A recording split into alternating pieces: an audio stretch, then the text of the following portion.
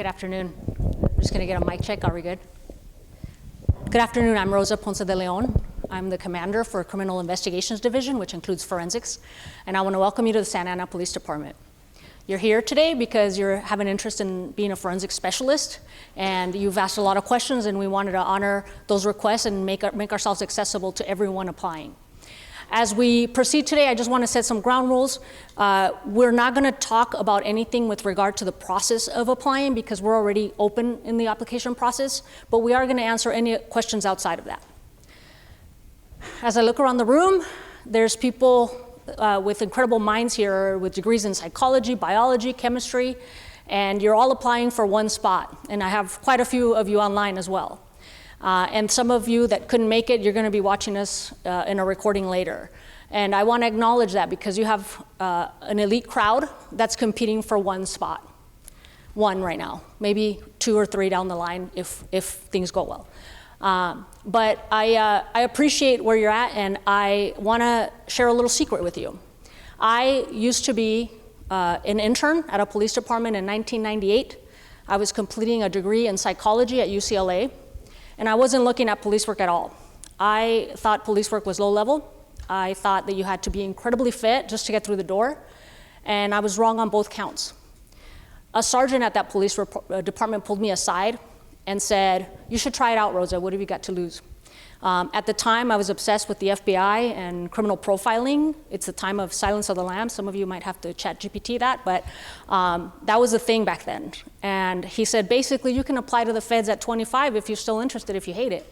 And I said, well, he's right. I've got nothing to lose, and I got a lot of bills, so let me try it out. I loved it. I loved police work.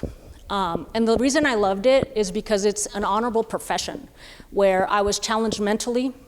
I had incredible variety of options, benefits, and I was solving real problems for real people of things that up to that point I was only reading in textbooks. And you're here today because you are in pursuit of justice and truth and all the great makings of an amazing CSI member. It's also the great makings of a great cop. So as you listen today, as you participate in this forum, I want to invite you to keep an open mind. I want you to listen, get all your questions answered. You're hearing from the best of the best. They live and breathe forensics every day. And I want you to ask your questions and make sure that any myths or any questions you have, we answer them today. Before I introduce our amazing panel, I want to invite Deputy Chief Julian Rodriguez, who oversees investigations, to say a few words. Thank you. Good afternoon. Welcome to the Santa Ana Police Department. Thank you for being here. We really appreciate all of you who are here in person and virtually. And I just wanted to say hello. Again, I oversee the Investigations Bureau, which CSI falls under me, but also to comment on what an important job this is and what a great opportunity this is for all of you. It's more than a paycheck. This is a calling, right? All of law enforcement is a calling, but this job in particular, it can be grueling, it can be very demanding, but it's also very rewarding, and I'm sure they're going to share with you their personal experiences. As a lifelong police officer and career investigator, I can tell you that there is no better partnership than with CSI, because very integral to everything that we do in law enforcement and getting across the finish line. Arresting a criminal is not the finish line. That's the beginning of the race. Getting it through the criminal proceeding and going to court years later and having the CSI folks with their knowledge and expertise come and testify is really sometimes a cherry on top. It's much more important at times than some of the other work that we do. So I just wanted to comment on the importance of this job, the weight of it, and what it means to our organization. So again, thank you for being here, and I don't want to take up any more time. I'm going to turn it over to the panel. Thank you. Thank you, Deputy Chief. Okay, so your panel is comprised of Forensic Supervisor Mike Mayoko. He oversees crime scene investigations in the field, makes sure all the evidence is collected and nothing is left uncovered. We have lead forensic specialist Lorena Cordova. She's our homegrown expert who started her journey here at Santa Ana Police Department. Next to her, we have forensic specialist Michelle McKeever. She is a lateral talent that we acquired from another agency, and we have a lot of value because of her. And lastly, we have Supervisor Jessica Durham. She oversees the laboratory and all the high-tech processing of evidence that we have there. So I'm going to give you the floor. As I do this, you were given some cards. If you come up with questions as you're listening, if you have more questions, raise your hand, we'll give you a card. If you're online, please type in your questions. We're monitoring those, and we'll go ahead and get those answered. Panel, the floor is yours. Thank you, Commander. First of all, I want to welcome you guys all here today. You guys are taking a huge step in the hiring process. It's the first step. But what we wanted to do is we wanted to offer you guys an opportunity to ask us questions because we were getting inundated with a lot of questions, and we just want to make sure you guys have a clear understanding of what to expect. And so just a little bit about my background real quick. I've been with the department for 35 years, full-time. I started as an Explorer Scout here. I was born and raised in Santa Ana. This is my homegrown town. I take this very personally because I do have a passion for this. I've been in CSI for 30 years. So I've seen a lot of things here, including the In-N-Out Burger plane crash back in the day in 1993. But realistically, I want to share with you guys a little bit what you guys are going to expect on this job, because I think a lot of people come here thinking, oh, man, we want to work in Santa Ana. It's a busy city, all this stuff. And that's why I have these guys up here, because I want them to explain to you, they're in right now the day-to-day stuff and what to expect from you, or what you can expect from us out in the field. It is a dynamic job. It is a dynamic city. We are a very busy city. We have 27.2 square miles we cover, 24 hours a day, 7 days a week. You are going to miss holidays with your family. You're going to have to learn that Thanksgiving will be on Sunday and not on Thursday, right? We do have 2 shifts, an A side and a B side, and so you will work a 3/12 schedule, which will be a Sunday, Monday, Tuesday, and every other Wednesday. That's A side. B side is going to be every other Wednesday, Thursday, Friday, and Saturday. So you will always work a part of the weekend. That's just how we have it set up. We have a day shift, we have a cover shift, we have a early graveyard shift, and we have a graveyard shift. And so we sign up by seniority, so you can be put on any shift at any time. We also get called in regularly. We are working homicides. Just a couple weeks ago, we had back-to-back homicides. Last month, we had 4 homicides in a row. And I don't say that in a negative way. I'm proud of it because I get to work with such an elite team, and it's fun. I still, at 30 years old, looking like a old, guy out there, I still actually have a good time out there working crime scenes because what we do is we get to bring our evidence, our skills, our reconstructions to court, and you get to see the final chapter where you actually put somebody in prison who deserves to be there. So again, this is your opportunity to ask us questions. For those of you guys that are watching virtually, what we want you to do when you have a question is you're going to type it in the chat section, so that way we have somebody monitoring it, and then we will answer those questions as well. But please ask us any question you want. I'm going to pass it off to Jessica real quick, and she's going to share with you a little bit about the lab stuff. Before I do, Lorena and Shelly are here because Shelly is actually a lateral, so I know there's a lot of laterals that have applied. I also know that we have non-laterals, and so I wanted Lorena to talk about that perspective as well. So I'll throw it out to Jessica, and then we'll get into Lorena and Shelly. Hi, good afternoon. My name is Jessica Durham. I'm the forensic supervisor over our lab units here. So I oversee kind of what happens after the field crime scene investigation, but it's relevant to this position as well because our forensic section, everybody kind of works hand in hand. So our forensic specialist ones, that's our crime scene investigation units. You're going to hear from them here in just a few minutes.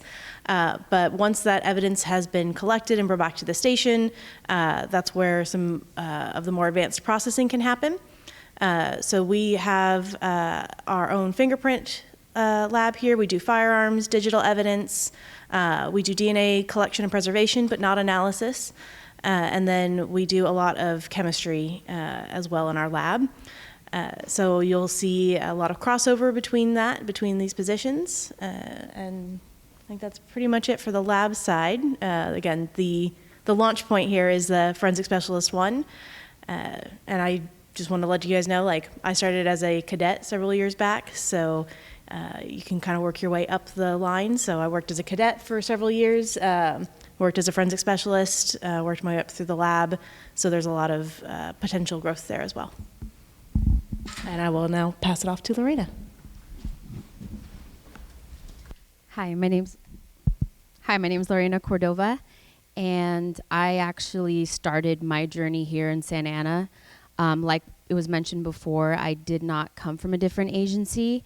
I actually had to start fresh, meaning I did not have any background in actual field work.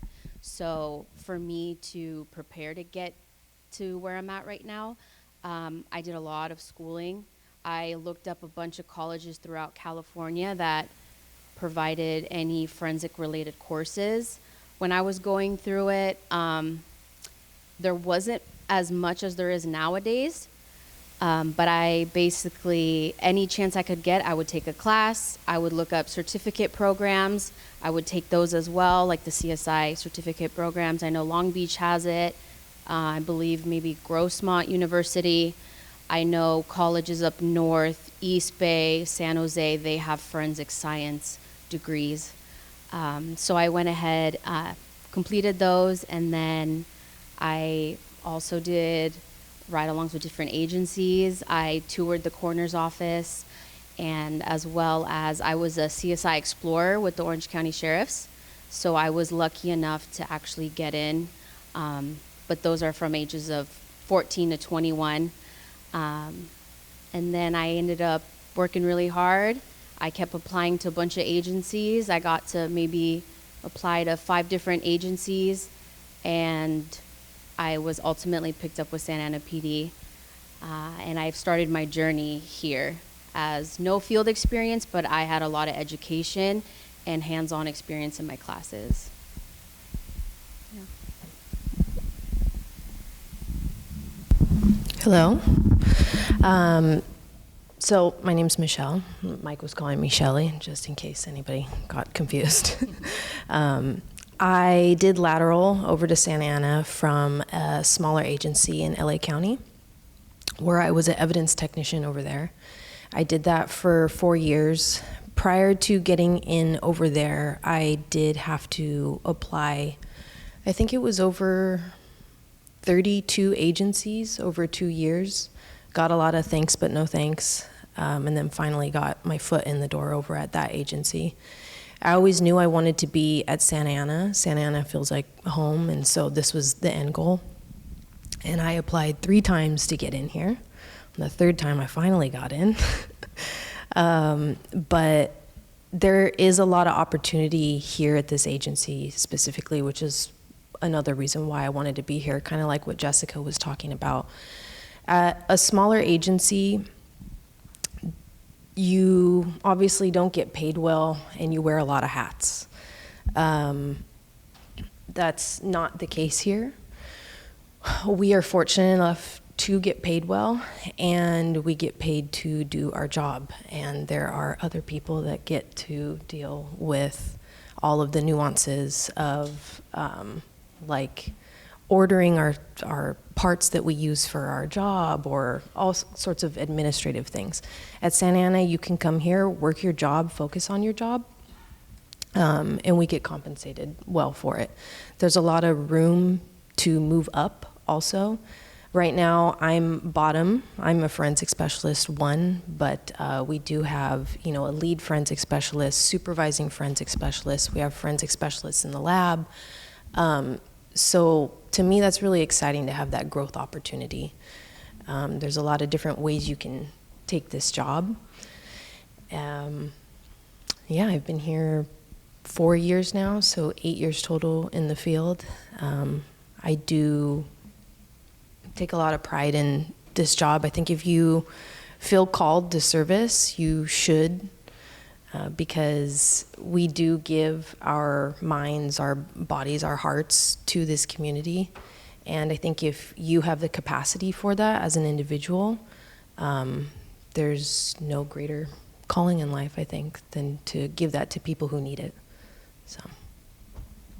Great, thanks, Michelle.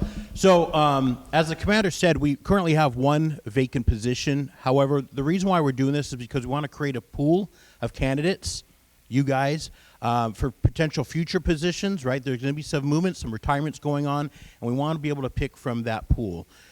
So that's why we are doing this, and we want to answer the questions for you guys. The reason why I asked these guys here is because you can see there's different people in this audience that are laterals or non-laterals, and so they have a different perspective. So I just want to go to the questions, Commander, if you want to. Thank you. We went ahead and started picking a lot of great questions coming through, and I want to introduce someone important because you've heard a lot of the pathways that got these specialists hired, and we have a lot of opportunities. So with my shameless plug about police work, we have lots of other vacancies as well. And our recruiter is here. He's Officer John Choi. He's in the back. You're going to be hearing from him online with some emails, and his partner, Tatiana Raigoza. They're both officers, and they know everything about every position we're hiring, and he's here today if you want to talk to him during the day. But I'm going to hand it over to our PIO, Officer Natalie Garcia, and she's going to handle the Q&A for us. Thank you, Commander. Okay, thank you for submitting those questions to us. I'm Natalie Garcia, I'm the PIO, and my first question to our panel, and we'll give this to Michelle. What are the most common types of calls new hires respond to? So, new hires, unfortunately, do not get grace. We respond from everything ranging from as small, and I say quote unquote small just because it's not violent. Small crimes such as property crimes, anywhere from a burglary, a vandalism type of call, to a multi-body casualty situation. Again, I think if you have the capacity in your heart to be called to something like this, these types of calls will excite you, not because of the horrible circumstances surrounding it, but because we can help in a way that a lot of people can't stomach. So definitely at Santa Ana, you see all kinds of stuff because the city's very dynamic. There's a lot of traffic coming in during the day for businesses, very heavily populated city also. So yeah, our new hires will see the same thing that our veterans have. Now, Lorena, what challenges do you see new hires typically face in their first year? So I'm actually a training officer, and some of the challenges that I have seen so far would be, I would say, trying to learn our job duties, but at the same time retain it and continue to go about their day, their shift. So I guess what I mean by that is it's a lot of multitasking, a lot of attention to detail, but that's something that is going to come with time. I remember when I was a first new hire and again didn't have actual field experience, that I remember I would be stressed being out there, and I'm trying to remember every step and every concept, but with repetitive practice, with the studying that I did, I was able to actually get through it. But that's kind of just any job as well. It's going to be hard, difficult, stressful, but you'll be able to manage through and continue to do really well and excel. As an FTO, how long is the FTO program or field training program? How many training officers would they see before they're off training? So we currently have 5 training officers, and roughly our training program is about 3 months or so, but it really varies. If it's somebody that needs a little bit more time or more experience in the sense of maybe we didn't have a lot of, let's say, violent crimes, and we want to make sure that our trainee new hire feels confident that they're able to go by themselves and process the scene on their own.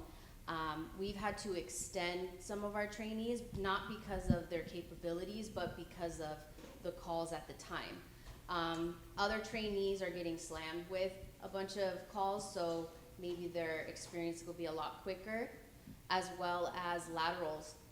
We will not have them go through the entire training program. They're gonna be a little bit on the expedited, coming with the experience that they have.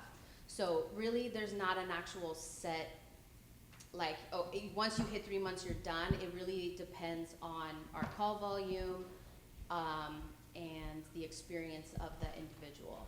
And I would say the most recent training we actually had her ride with all 5 of our training officers.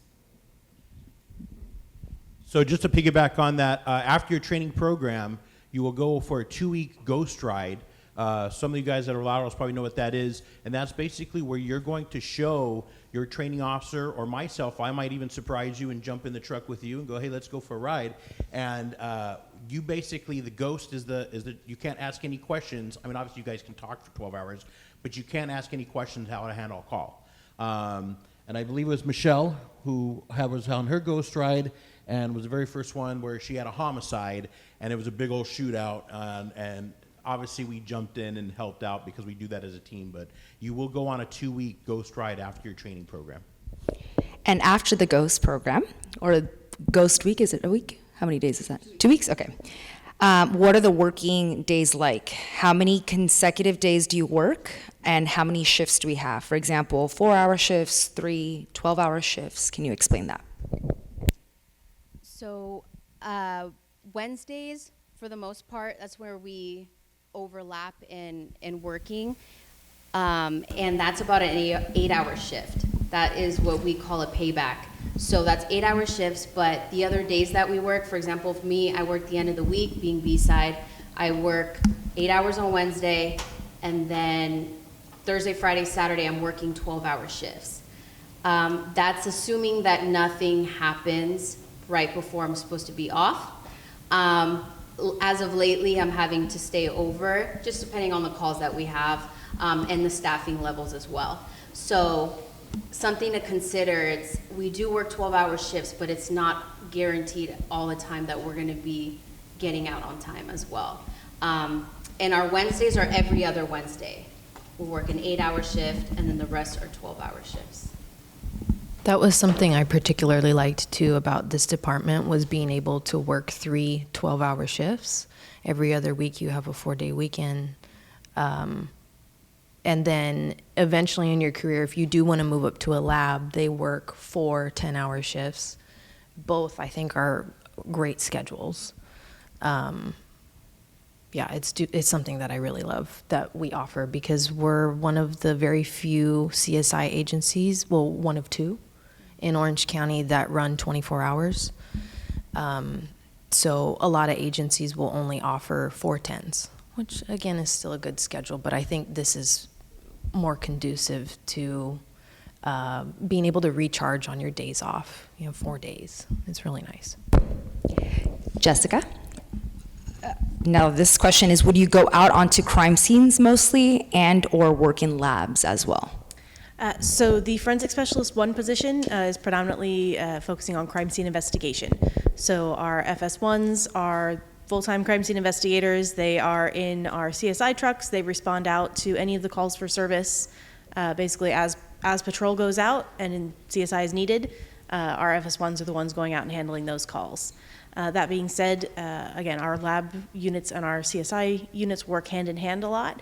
So there's crossover training in the sense that our FS1s, the goal is to have every one of our FS1s trained up where obviously they can handle a crime scene start to finish on their own, but then they can also bring their evidence back to the lab, and if they have time, they can do some of the initial chemical processing, or if they lift fingerprints, they can get those entered into the system. We have some of our FS1s who are trained to enter firearms-related evidence into the databases.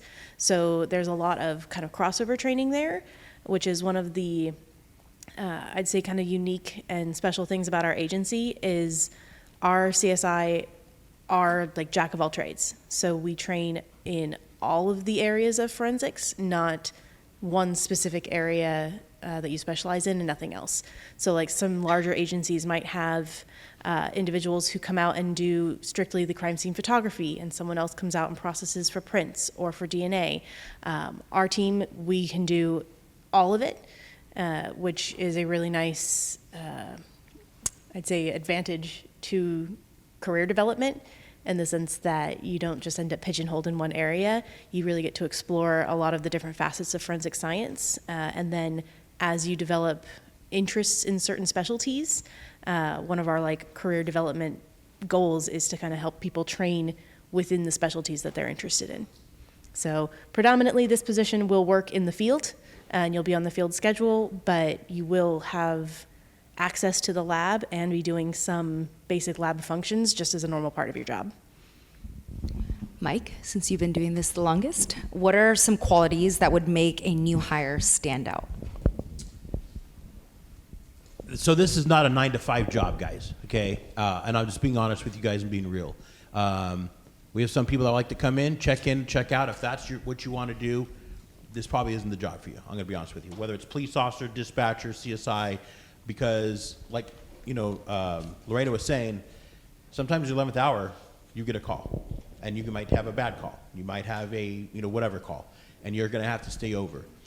We are going to pay you overtime, right? That kind of stuff, so you will get paid for it, but it's not a 9-to-5 job. So that's what I look for a lot. If you're here to work, this is a fun place to work. You're going to get a lot of experience really, really fast. One of the questions I would ask these guys is, Shelly, you've been here how long? 4 years. Okay. In 4 years, how many homicides have you handled? I think I've been a part of 18, and in 3 years at my last agency, I was a part of 6. Yeah, so 4 years, she's been a Yeah. part of 18 homicides in the city. That's quite a bit. You're ready to work, and it's rock and roll time. It is a dynamic city, so if you're here to work, we don't want lazy people. We need people to join our team. That are going to be part of our team. They're going to help out, because if you're lagging behind, this is not the place for you. I'm going to be honest with you. And we have had laterals that have come from smaller agencies that have maybe not been as busy, and they're great. They're great CSI officers, amazing CSI officers, and they've had to adapt to how fast we do things. We don't cut corners here at Santa Ana. We are just more efficient. And so some of the qualities I look for is hard work, dedication, loyalty, wanting to be a team player. Again, not looking for to punch out, because that's not what we're about. And most of us, including the command staff, is working more than 40 hours a week. Sorry, I felt like I was in court there for a second. It's 18 that I've been the lead handle. I've been involved in over 35, I think. So she's been in 4 years the lead CSI in 18 homicides. Yeah. So that tells you how busy we really are. Are there any courses offered or recommended for photography, use of alternate light source, or latent print analysis if we need certification or training? There are definite courses offered that are more easily accessible through private companies, I would say. If going to a college isn't going to work for your schedule, there are a lot of private companies in Southern California that offer that. I don't want to go down the line. If you guys want to come to me afterwards and get my email, I can send you those companies.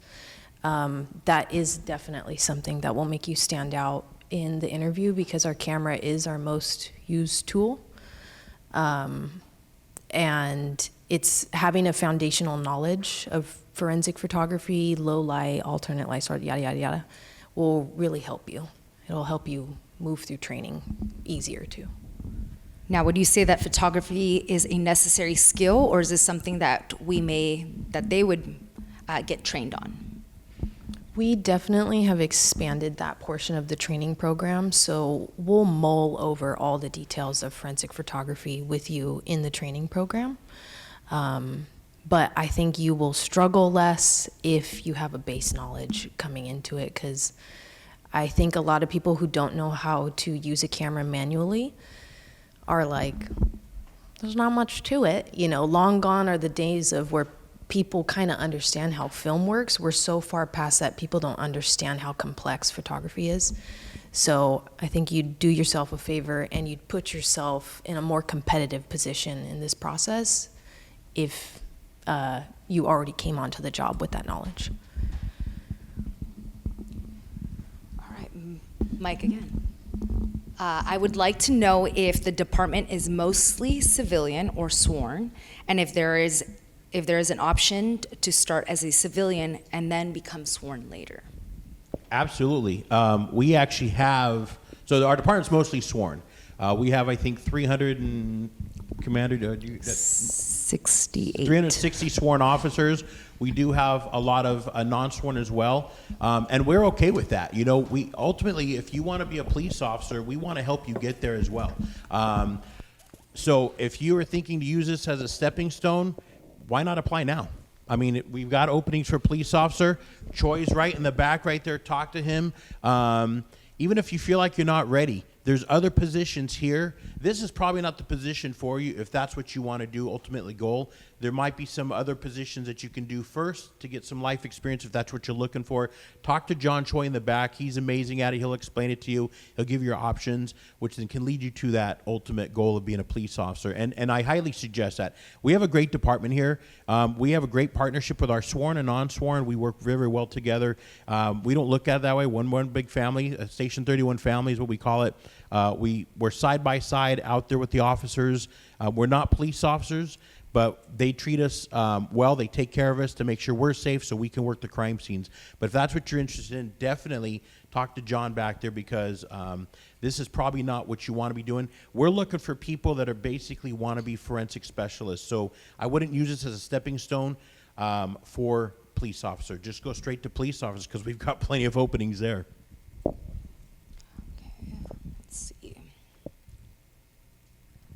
This question is for each of you. Mike, you kind of answered that, so I'll give this to Lorena now. What do each of you believe sets you apart from other agencies?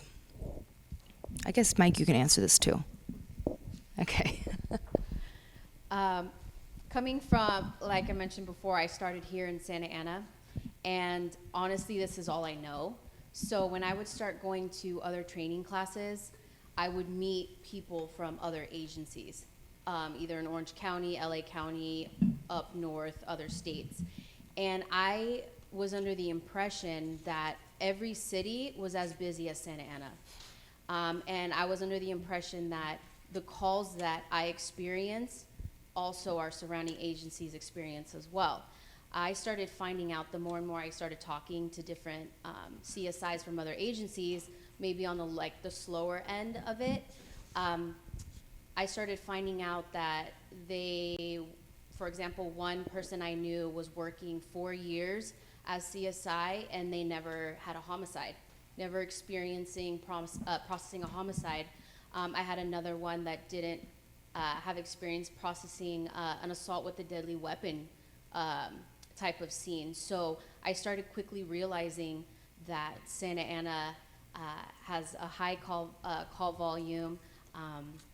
And this is a great place if you want to gain experience, and you'll gain it quickly.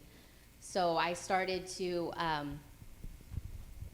like I said, I just started realizing that it was a little bit different. And I guess what sets us apart is the amount of experience that we can gain in 1 year here compared to maybe our sister agencies or around Orange County. So it really depends. If you want a high pace position, you want to learn a lot quickly, Santa Ana's really great. So yeah. I think I'm going to jump in real quick. I want you to answer, but I want to prime Jessica because she recently explained to me how our FS1s do everything right up front compared to some of the processes of other cities. Are you talking about as far as what sets us apart? Yes. Yeah. So I think I kind of mentioned that earlier as well. I think one of the big advantages to working in Santa Ana is that this agency is large enough that you will never be bored. There will always be plenty of work to do. There are plenty of calls for service. Like Lorena was saying, like we stay busy enough, like you will gain an incredible amount of experience in a short time. and you will be able to go to every type of crime scene and be able to work that scene from start to finish. And I think one of the, again, advantages there, we're big enough that there's a lot happening, but we aren't so big like some of these like major metropolitan agencies where you get shoehorned into one specific specialty within forensics. So one of the, again, biggest advantages to our city is if you're a CSI here, you do learn everything. So even if you come in with your background predominantly in biology or chemistry or a physics background, or if you're coming from criminal justice, like whatever it might be, you'll be fully trained start to finish on a crime scene by the time you finish your ghost ride. And then within that, because we're a large agency, we do get a large volume of calls and different types of evidence that need to be processed. So our people, we have the option to specialize into different areas of forensics. So if you are particularly interested in firearms analysis or in doing latent print analysis, if you are interested in blood pattern evidence, we can do different specialty in that. So you're not just doing the same type of call over and over again. You get to apply those scientific principles that make the job so interesting, but in a unique way on every single case. So that's, I would say, one of our greatest advantages is the type of work that we get to do as compared to other agencies of different sizes. And I want to make sure we're clear. I know we say up here, oh, we're busy and you're going to do this and 4 homicides a month and all this stuff. I want you guys to understand is we don't always, I mean, there's downtime, okay? So everything's, oh, man, you got to throw the whip at me and that's it. No, you'll never be out there on a homicide by yourself. We work as a team. It's a team dynamic, so don't think that we're just going to throw you to the wolves and say, hey, good luck, man. I'm on my weekend off. Peace out, right? We work as a team. It is busy. We do handle a lot of calls. That's what sets ourselves apart from everybody else. But at the same time, we have partnerships with our sister cities. We don't think we're better than anybody else. We handle more calls for service, but doesn't mean we're better than our sister cities. We partner with them. I reach out to them. We reach out to them all the time and say, hey, listen, we got this going on. Have you ever had this? Or they may reach out to us. We rely on each other all the time. We meet every other month, the supervisors from all the sister cities, so we can have these conversations and interact. So it's not like, well, we're Santa Ana and that's, you know, the Costa Mesa and that's Anaheim or whatever. We all talk all the time. The supervisors are always on, you know, including Jessica, we're always on a text thread, or we can at any time call our sister city for help. So, but I want you to understand, I know we say we're busy, and we are. But I also want you to understand, we're not just taking the whip to you, okay? We are actually, you do have downtime. There's times where you can go a shift where you have one call. And, you know, enjoy that time, because there's also going to be times where you're going back-to-back calls, okay? So it's not always busy, but it is busy in the point of overall, we just have a lot of crime happening.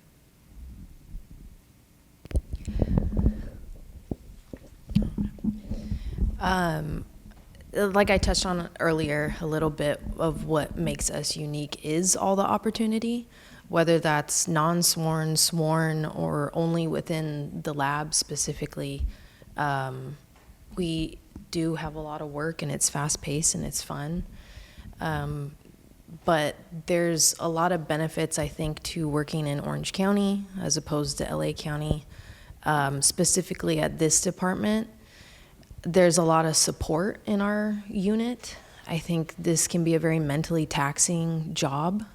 I came from an agency where that wasn't always there, which everyone's busy and has their own lives going on, you know, here. But personally, I think that's what I've loved about working here specifically, is that there is that support and intentionality with checking in on each other, because this job can get to you sometimes, because you do have to balance the fine line between caring and being professional. So with all of the many ways that you can grow just from this spot, I do think this team and this department is special in that aspect. Michelle, how many people are in the unit that are fieldable, are out and about? Right now we have 8 CSI. filling for the 9th? We have 2 leads, and then we have 7 full-time CSI. Yeah, right now. We need more. Lorena, what are some common, as an FTO, what are some common challenges in new FS1s that they have early on, and how does the team support them through it? I wouldn't say necessarily it's a challenge.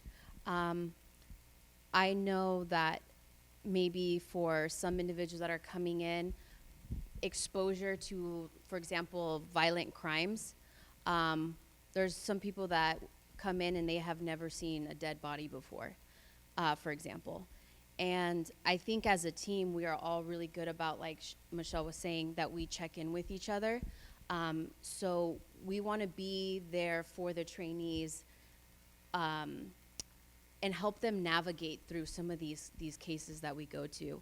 I would say most people, it's not natural to be seeing violence and death on a daily basis. So we also are very human as well. Mental health is very important. So just checking in with everybody, making sure they're good. So I wouldn't necessarily call that a challenge. It's just you have to meet your trainee where they're at. So if they need a little bit extra time or extra help with that, being there, being supportive. Other maybe challenges is the city. I remember when I was going through training, actually Mike was my FTO, and just having to learn a lot of things, right?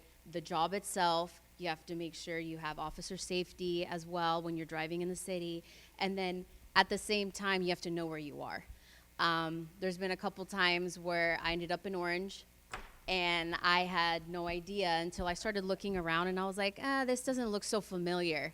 And he didn't say anything. He just sat there until I realized where I was.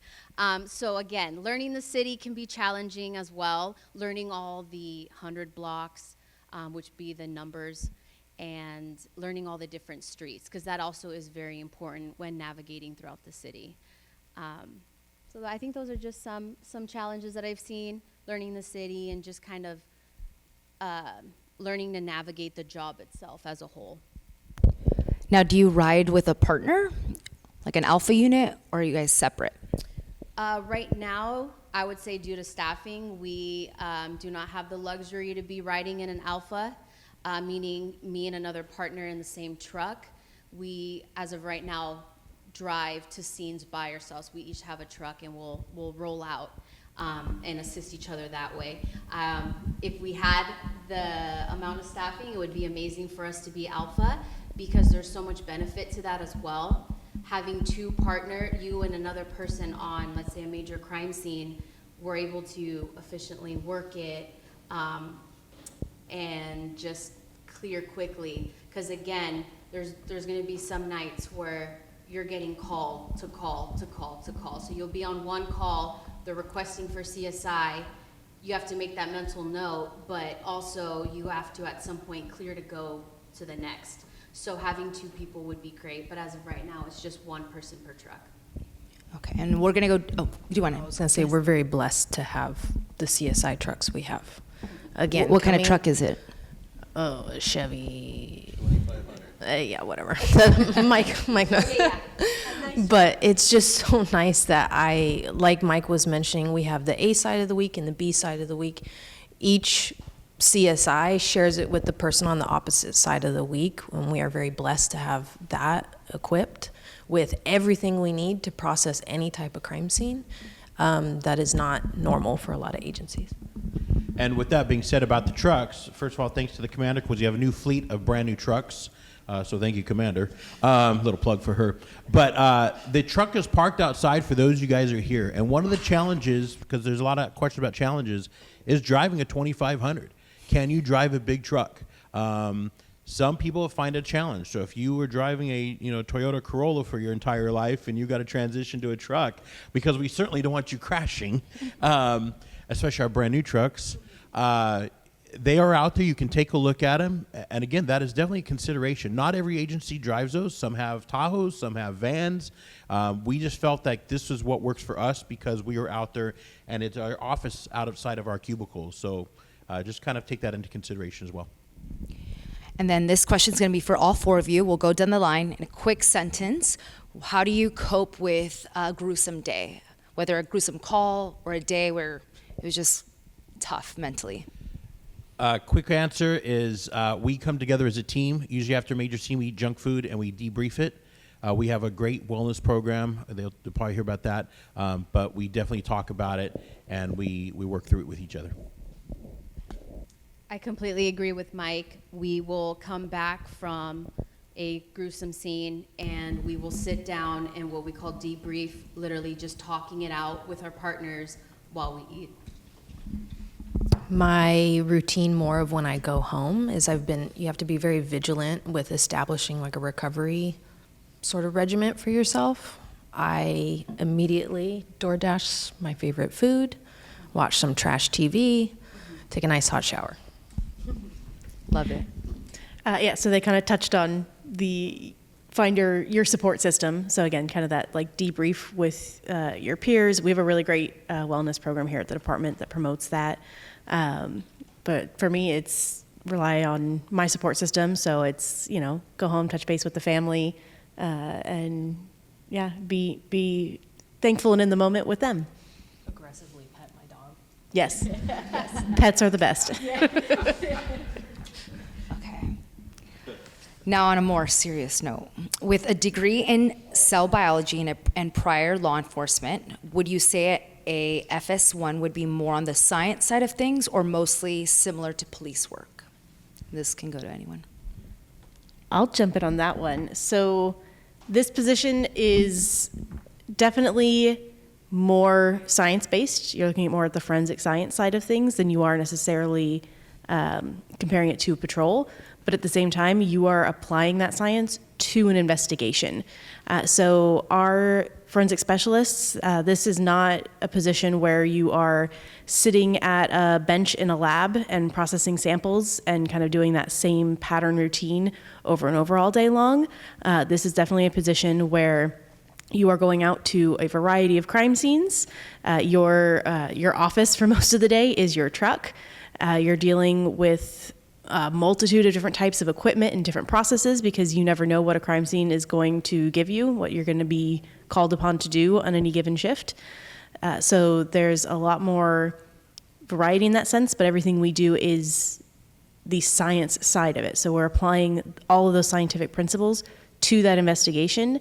And I think our deputy chief mentioned it early on, like what we do at a crime scene is the integral first steps to the entire justice process, because if we don't properly document a scene, if we don't preserve and collect evidence, if we don't process things appropriately, that negatively impacts your case all the way through to the end.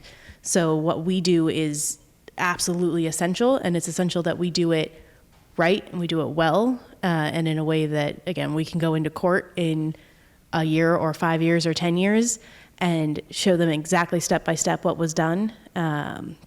So it's kind of that fine line between science and patrol. It's a good blend of that.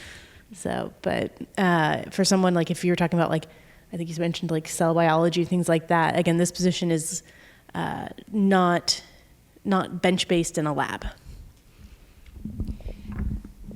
Michelle, what's your relationship with the patrol officers? Do you ever have to talk to people, or are you just processing evidence?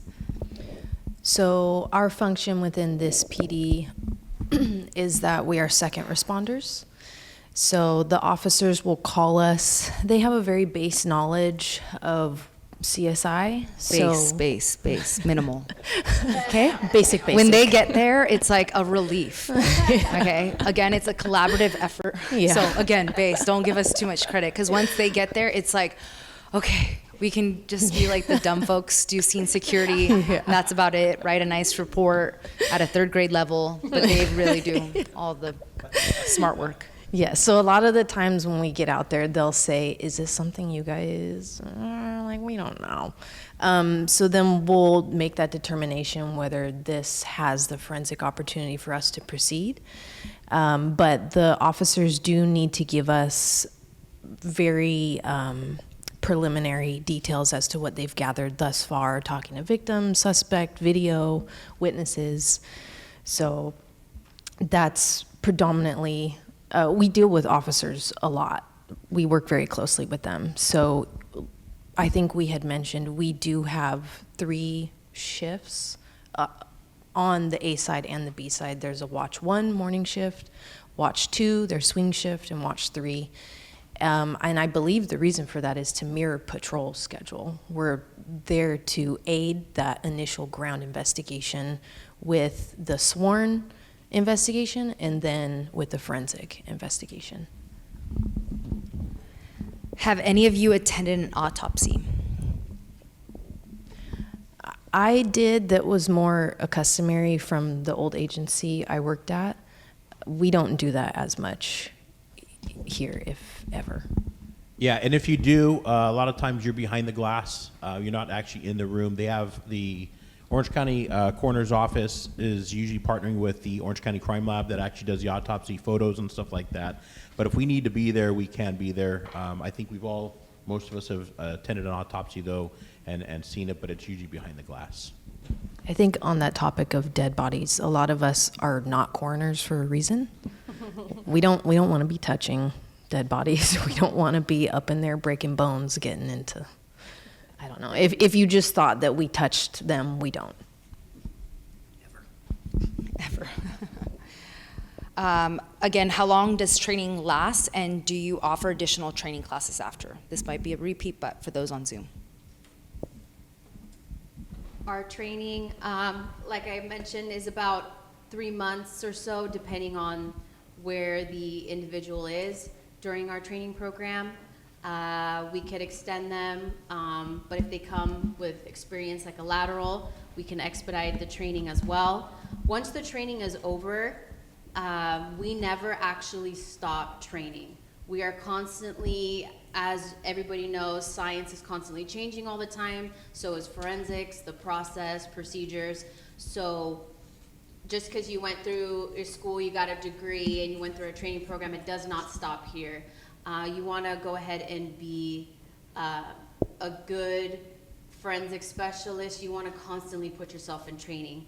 One of the great things here, I remember when I finished training, I was put straight into a certificate program related to forensics, and at any point when we actually can look up training as well, submit that to our supervisor, and go around and do different trainings. So again, it's good to have the mentality of, okay, I took this class, but what's the next one? I want to train in a specialty, or I want to, for example, photography. You can't just take one class. It is, and as Shelley was mentioning, it's a great skill set to have prior, but if you don't, at least try to put yourself in multiple classes, not just one. And that kind of goes, I would say, in all of forensic, in all the disciplines. And what she means about putting in for a class is once you're done with the FTO program, we have a training division where if you want to take an additional class, you submit a form saying, hey, supervisor, I want to take this extra class. It costs $725. I just put in for a class, that's why. I'm not paying that $725. The police department is essentially investing in you to take additional classes, because with that knowledge you're going to give us back, and you're going to essentially be a better employee. So that's how it works. We would never, I mean, you can, take a class on your own, but the department is very supportive in that way. Let's see, what are some major differences between an FS1 and a criminalist? I would say, maybe this is more your wheelhouse. I just have from my exposure, from being in LA before, criminalists are more dealing with a variety of things on the back end of a scientific criminal investigation, whereas we are field CSIs doing a lot of stuff that you would get training, you would need to go to a trade school for predominantly. So if you really look at what we do, like I'm a shooting reconstructionist now, and so I've gone to shooting reconstructions, I've done shooting reconstructions. That's primarily what a criminalist would do at another agency or say the crime lab. But we are actually, these guys are all being sent there in September to shooting reconstruction, using all of the training and skills and all the, you know, the algebraic expressions and the physics and all that stuff. So we will be doing that stuff. Primarily, a criminalist will usually analyze the DNA. We don't analyze it, we collect it and preserve it. But here's the thing. If we don't do our job right, that criminalist can't look at that DNA, right? We call it junk in and junk out, or trash in and trash out. That's one of the biggest things. And so we will do a lot of the things that a criminalist will do out in the field on the crime scene side of it. But we have some people that are blood spatter experts. And so that's normally a criminalist job, but we do have a couple people that are blood spatter experts that can interpret the blood at a crime scene. So for here at Santa Ana, we kind of do in-house stuff. If we need a specialist or criminalist, we can reach out to the crime lab. And having handled a lot of those investigations, a criminalist in our crime scenes is more if you have a violent crime where a body, a dead body, was involved in a physical altercation. The criminalist is different than the coroner. The criminalist will examine any type of evidence that might need to be looked for on the body to corroborate or somehow explain the crime. And then the coroner will come in and look at further stuff that's more biological. And then there's a follow-up question that is related. Mike, how does the department coordinate with the medical examiners / coroner's office and their death investigations? Whenever we have a death investigation, we usually roll out. The deputy coroners will come out as well. We work closely with them. We know all of them. Usually they're assigned to shifts too, so you get to know them. They switch shifts. I know a lot of the deputy coroners. I just sat on a panel with them. Again, another sister agency that we partner with. So we work side by side with them. They have their role. We have our role. They're primarily dealing with the body itself, like the commander said. The criminals will deal with the body and the trace evidence on the body, whereas we're going to deal with the crime scene. It is an independent investigation on both sides of it. Ours is independent, theirs is independent, and then ultimately the autopsy, the pathology, the pathologist's investigation is independent, and then it all comes together, and it is assigned. It's not like TV. It's not, the cases are not assigned to us. They are assigned to a detective, and so we hand off all of our stuff to the detective, who then works with the district attorney's office. Michelle, what is a mistake that you have seen in forensic investigation and how was it corrected? Or maybe you can give a personal experience. Sure, I think a lot of, it's really hard to avoid sometimes, but we cannot introduce bias into our investigation because we are science-based. There's a very strategic, scientific, systematic way in which we go about what we do, and it's very important to not let bias override that. We're truly supposed to be non-swayed, or not swayed at all by the information we're given from witnesses, victim, officers. It's just base knowledge for you to then apply science to. So I think it's a common mistake only because we're human. And our brains sometimes do things without us even knowing. But yeah, it's corrected, I think, by the fact that we work in teams, and we, not that we're checking each other, but we're always trying to, sometimes it's annoying, but play devil's advocate, you know, and be like, well, easy fix. This question's for all four, a little lighter. What is your favorite aspect of your day to the job, duties, responsibilities? I think mine's every day's different. You're never going to come to work and have a same day. It's every single day is different. I would say mine is working as a team. It's a lot of fun when we get called to something that is dynamic or crazy or chaotic, and you have your group of partners that you can actually all walk up, see what you have, and then just all divide and conquer and just have fun with it. One of the biggest things that I learned through when I was in training was Mike would always say, make sure to always have fun with it, because our job also is very heavy. A lot of things that we see, but if you're able to have fun with it in the sense of you have good relationships with your partners, right after you can grab food, sit down and talk about it. It's like those things are super important. So I would say the teamwork.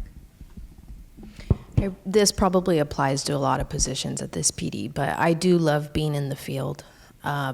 we do have time that we're back at the bureau, typing, sketching, doing measurements lists, all the other tedious things, but I do love that there is quite literally every single shift always the opportunity to leave the office and be out in some fresh air. So mine ties in pretty closely with those. It's the variety. It's every shift, every day is going to be something completely different. So again, you're applying those same core scientific principles, but you never know how you're going to be asked to do it. So it makes every day interesting. And they're located on the 3rd floor in like a secret area. You don't have access unless We you have have a key windows. card. So, yeah. Okay, what is the longest you've worked at a crime scene? I'm guessing they're asking hours. The longest I've been at a crime scene was 32 hours. And let me tell you something right now. When you sit at a computer to try to write an evidence list, it ain't happening because you're exhausted. So Red Bull and Monster drinks, no plug on them, but yeah, 32 hours was my longest. We do have a sleep room here, though, in case you want to take a nap. My longest crime scene was 21 hours straight. That was me by myself working that shift. I think that day we had some time off. Some of my partners were sick, so I was the only CSI for my whole shift. And like I said before, right when you think you're going to get off on time, something major happens. I would say with my trainee, my recent trainee, the longest scene that we worked 19 hours. So that's her in training. So she got to experience firsthand that sometimes we don't get out on time. My longest was 24 hours, a full 24. I think my longest continuous, like on-site, was 19, and then I went home and slept for a few hours and came back and did another 12, so. And again, you're not working for free after your normal shift hours. You get paid time and a half. Let's just mention that. Yeah. And that is rare, guys. So it's not like every week you're going to be doing that, right? We want you to have that misconception. That does happen occasionally, but that doesn't happen. That's not like something that we regularly do. So. How often do you guys get called into court to testify?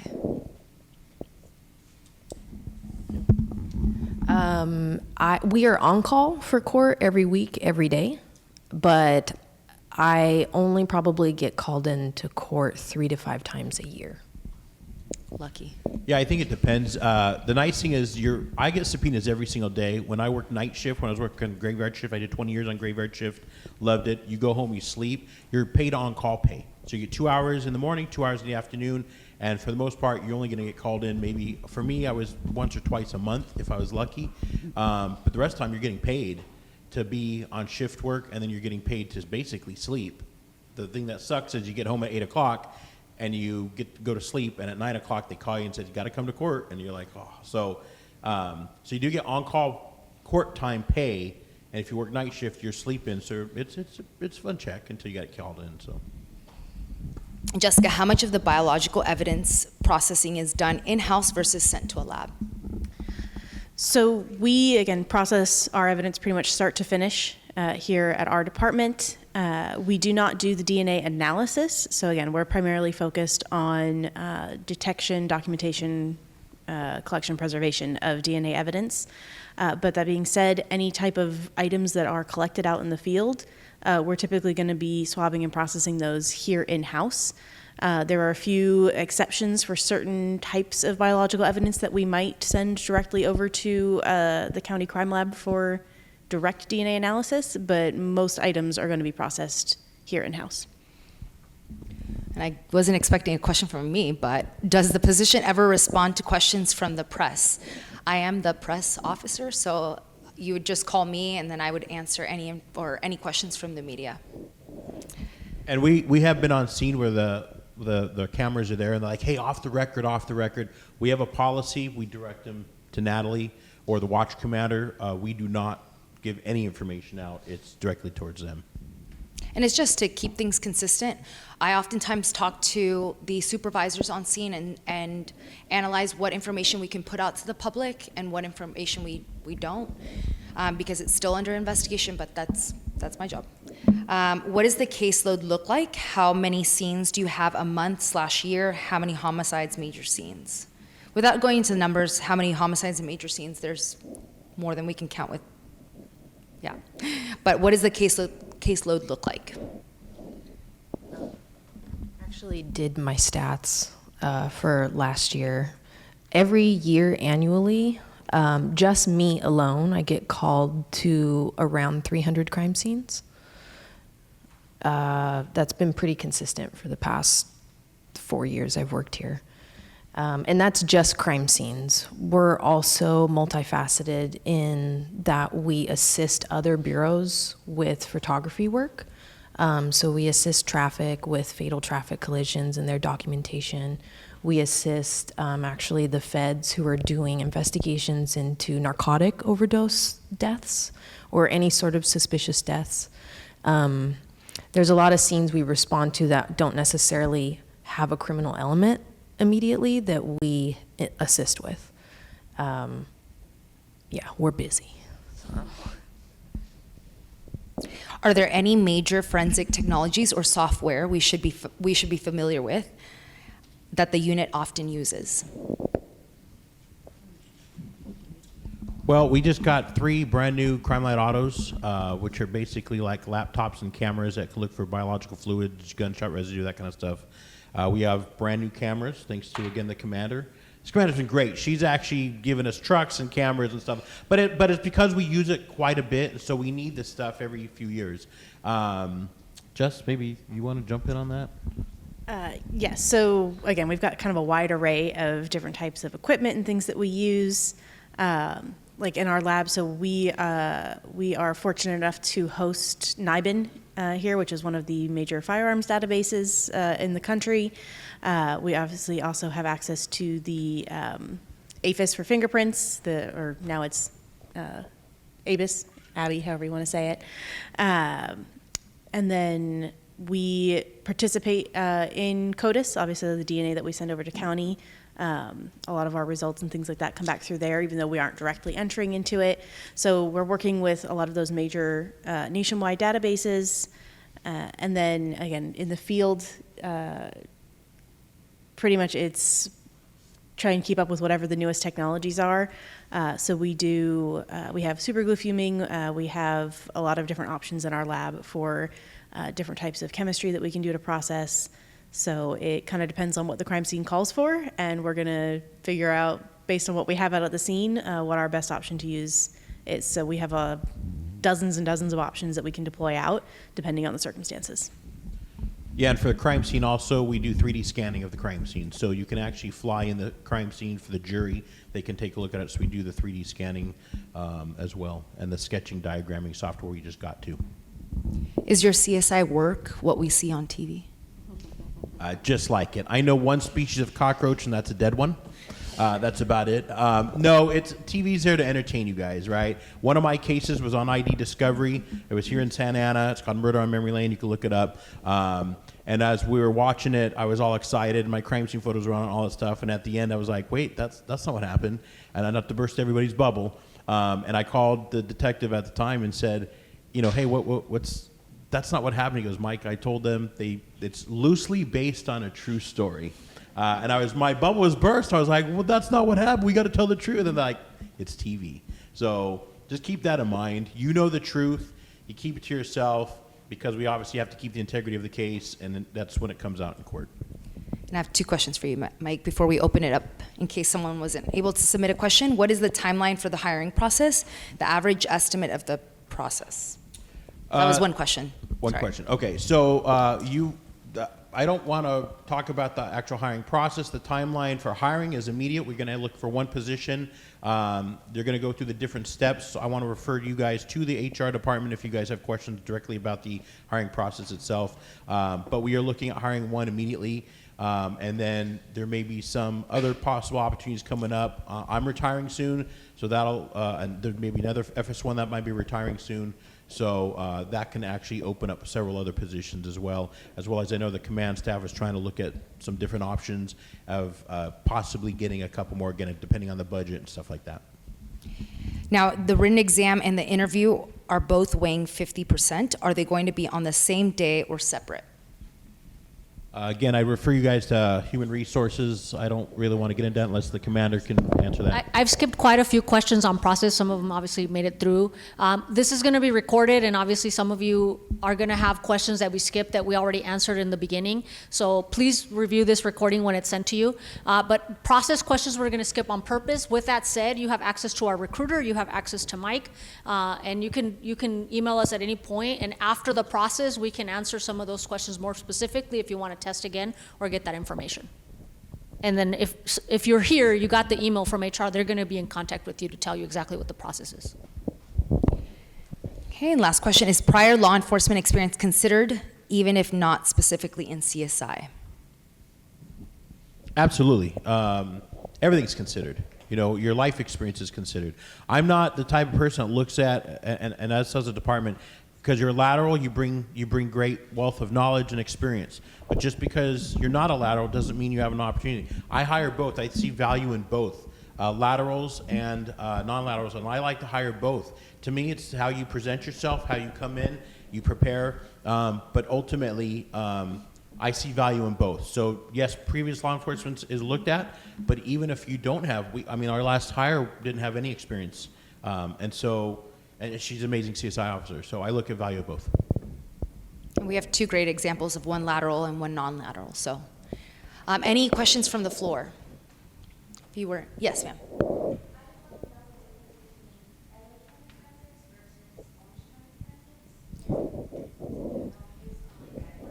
Her question was, what is the difference between LA County Forensics and Orange County Forensics? I think the best one to answer maybe Michelle, because she worked for both, right? Yeah. So in LA County, this is a government agency, right? And I'm not going to get into politics, but a lot of what we do is governed by budget and the political climate at the time.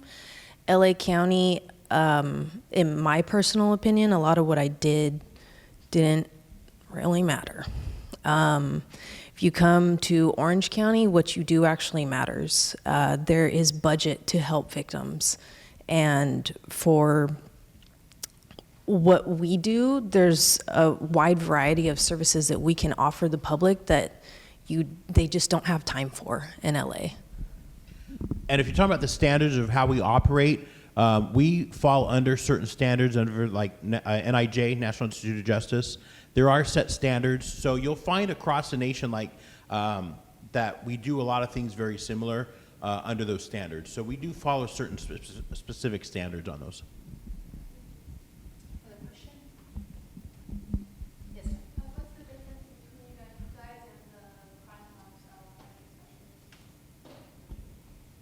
Say that one. Sorry. What is the difference between the FS here and the one at the crime lab? What is the difference between FS1s here and the crime lab? They want to be us. Oh, ouch, fighting words. Yeah. So I will tell you, every agency calls something different, right?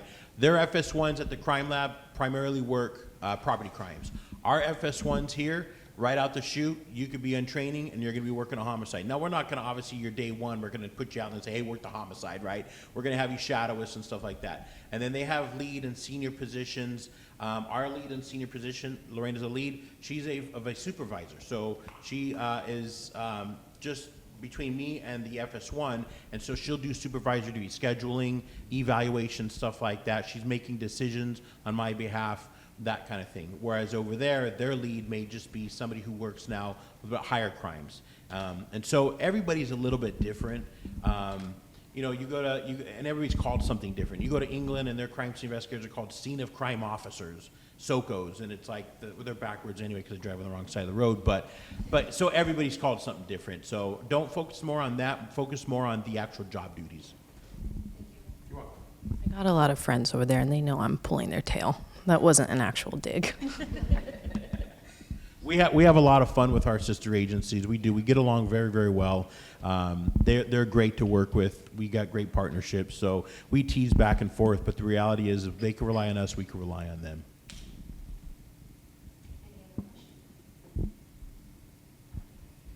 Well, shameless plug before I turn it over to the commander. We are working on doing a hiring expo on the 25th of April. So please follow us. Our Instagram, Santa_Anna PD. Santa_Anna PD. I should know this. I'm the PIO. Anyways, follow us because we're constantly putting any events that we're having, and this hiring expo is going to be open. Typically, we'll have one at the beginning of the year, sometime in the spring, and then another possibly women's hiring expo later in the year. But this hiring expo is going to be open to everyone, and so please follow us and keep up with us. And good luck to everyone. Thanks to our amazing panel and to our PIO, and thank you for taking time out of your schedule on such short notice. We see your enthusiasm. We are very grateful that you're here and you're showing this much interest. It's a great sign that we have nothing but good options. So it's going to be a hard process for you. We wish you well. I can't stress enough the importance of seeing our recruiters. There is a career for you, and if it's here, we would love to accommodate that. So please do see them. You're going to get emails from there. They're going to be in contact. He did have to go, but he's available to you, and so is his partner, Officer Tatiana Ragoza. And with that said, thank you. If you want to see the truck, Mike, how do you want to handle that? You can look at it. Don't steal it. No, and we'll be in the back if you want to ask us some questions as well. We'll be back there so you guys can talk to us personally, okay?